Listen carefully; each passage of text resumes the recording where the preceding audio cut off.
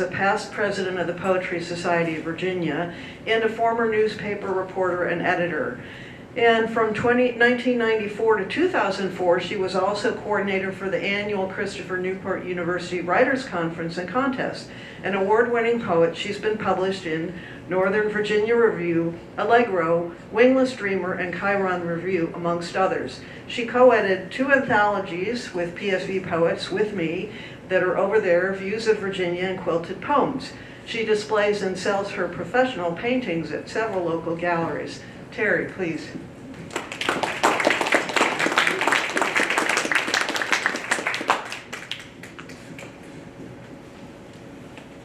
Good morning. Had to check. Well, Maddie, I think you'll like this one by coincidence. Woven oak. Is it foolish to fall in love with a tree? An oak so gnarled and complex, its labyrinth invites the reach of my own limbs to cleave of my own dendrites, the whorl of my own fingertips. I'm filled with joy as I arch my neck, following the intricate curves with my gaze while my psyche clambers through each loop. My spirit animal, now a monkey, then a squirrel, soon a winged fairy girl leaping on watercolor tiptoes. To explore such spaces, to enjoy such patterns, to employ such efforts is as natural to me as breath itself, as beautiful as falling in love.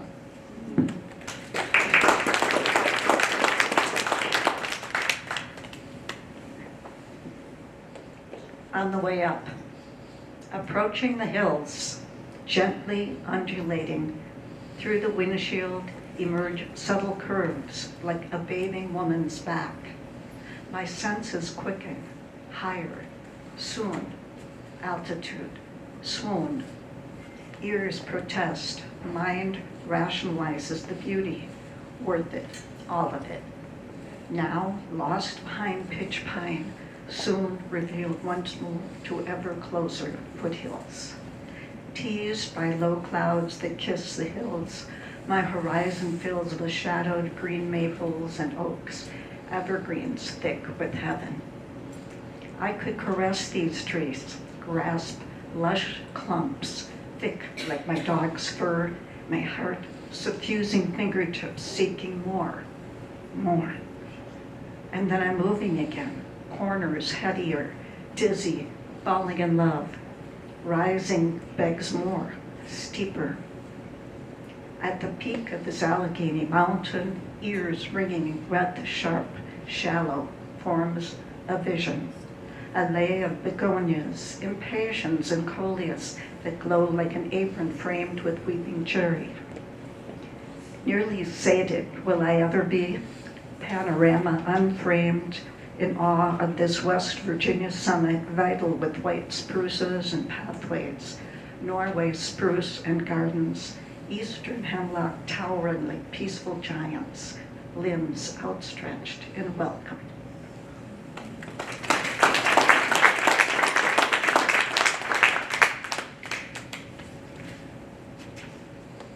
Winter solstice. Listen, waves crash ashore, but no ocean roars beyond these black oaks. Gnarled wind swells, eyes tear their white protest. Wind is solid as fabric against soft flesh. Dark presses in. It begins at the top, moan of smudged treetops, breath of Zeus, twist of fingered limbs, hair fisted in godlike possession. Shiver of shoulder blades, glowing glimpse of slivered moon behind acid wash of gunmetal on slate, cognitive dissonance of ephemeral citrus layered portent. It begins at the top, pitching into ragged bark and brick chimneys charred, agitating phone lines, bruising hollow streets with phantom sound. Brittle swirls of yesterday's leaves encircle ankles, porous oak, maple, scarf whips like a lasso, single snowflake spirals.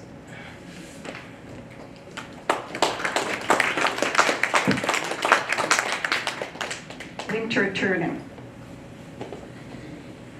And when the night star spatters sooner, and the aging of the leaves to gold creates time, I reach for the turning of my light, the match, the wall switch, the whites and grays of the resting, the sleeping, the baking of breads, the reading of poems, the savoring of time lengthened by winter shadows hinged to trees, their bases lengthened sooner, sooner.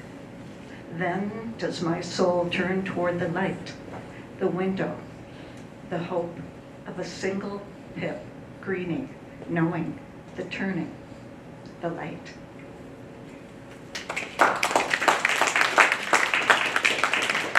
And the last one is more specific to the holiday season, the best Christmas gift. Name the best gift you've ever gotten, says the card, drawn from a conversation game box. Our son, I respond for the millionth time. We brought him home mid-December. No, you can't name a person, my husband says, bending the rules to fit his own sensibility. Think about when you were a kid, or when we were first married. Legos and Lincoln logs, I say, a 64-count Crayola crayon box, horse toys, horse books, the necklace you brought me in the Caribbean. He exclaims, too many. The card says, name one. One, just one, I think, imagining the possibilities and the impossibility. One candy cane licked to a point while reading a Mary Oliver book. The tall pair of boots I bought myself with my discount from the shoe store where I worked in high school. The 10 tins of cookies your mom baked from scratch every year. Too many, I know, so I stay silent, staring at the fire. Finally, I say, the neck massage you gave me on Christmas Eve, the first year we were married. Next question.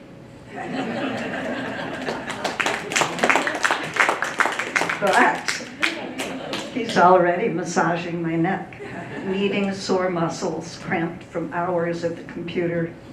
The fire crackles and the scent of cinnamon caresses my nose.